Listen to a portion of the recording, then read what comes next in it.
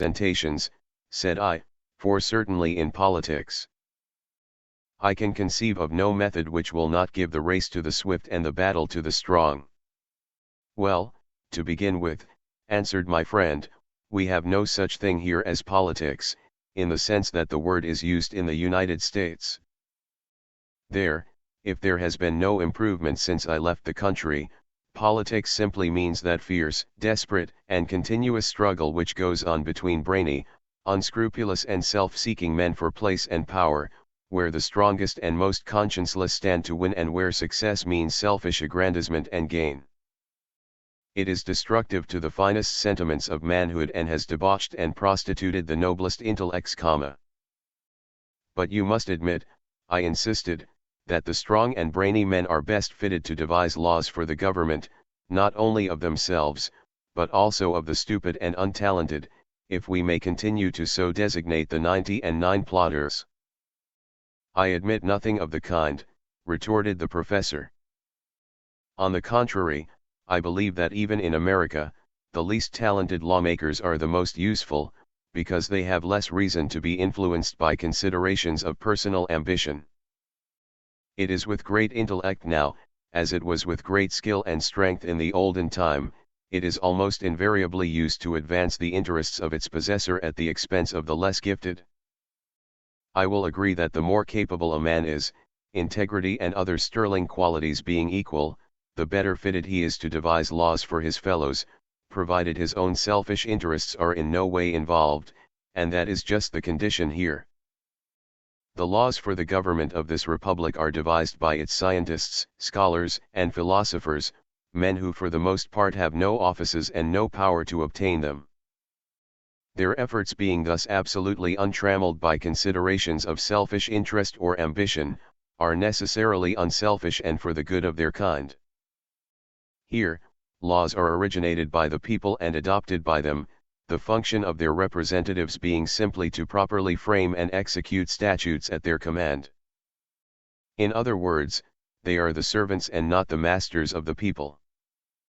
But, said I with a trace of impatience which I could not conceal, you surely cannot expect that men who are capable of devising wise measures of public policy will do so without the hope of reward, either in the way of gain or gratified ambition.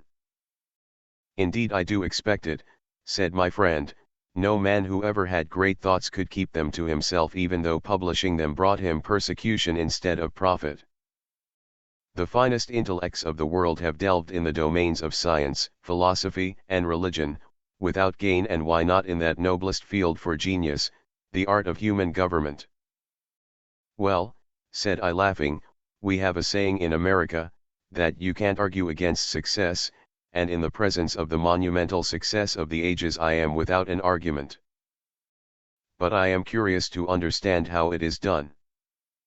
Nothing in the way of human government is so simple, replied my friend, unless it be an absolute despotism. We start with the assumption that any man or unmarried woman with the necessary qualifications of age, character, and education, is entitled to be a citizen. Accordingly, when he or she goes to the proper authorities with a certificate from the register or supervisor of their primary, that they are 20 years old and that they are under conviction of no crime, with a diploma from the public school, they have issued to them a seal like this, drawing from his purse the medal I had seen him use at the sub-treasury in Corinth, thus, which invests them with all the rights and privileges of full citizenship in this republic, or to speak technically, they are Franklins of the first grade. Every office under the government is now as accessible to the dullest of these Franklins as to the brightest. To make you understand more perfectly, it is necessary to explain to you the political divisions of the country. First, we have the primary. This consists, technically, of an area 7 miles square, or 49 square miles, and containing 1,000 Franklins. In practice, though, the extent of the primary is purely arbitrary, depending upon the quality of the soil, natural resources of the section and consequent density of population, and may contain 1,000 Franklins or any fraction thereof over 300. Of course, citizens can live in unorganized territory, that is, where no primary has been constituted, but this deprives them to some extent of their privileges if they are franklins of the first grade, as they have no opportunity to vote their seal and so pass into the second grade. If they are franklins of the second grade though, they can vote their seal for the third grade in any primary in the Commonwealth in which they live. Any citizen, too, can exercise the appellate franchise and vote on the acceptance or rejection of laws in the primary most convenient to him. These primaries correspond to your precincts in America, and in the center or part most accessible to all, is the shire, where is located the post office, sub-treasury, and public school. The only elective officer in the primary is the supervisor, the lowest civil officer under the state, who after 1 year's service becomes by virtue thereof, primary magistrate. On the 1st of December the franklins meet at their shire and this officer is chosen by lot, every citizen having an equal chance. On the 1st of January, the lucky man on whom the choice has fallen, assumes the duties of the office, his predecessor becoming magistrate in place of the retiring incumbent.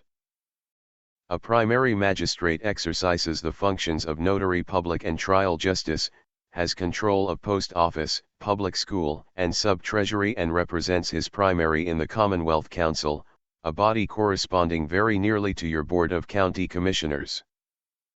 He employs postmasters, bookkeepers, school teachers, and all who work for the state in his primary, at prices fixed by law. It is the principle of despotism, the simplest and most economical form of government, applied by the people themselves. Vox despoto, vox populi, the supervisor is simply a subordinate officer or assistant to the magistrate with the power to act in his place when required. To be continued.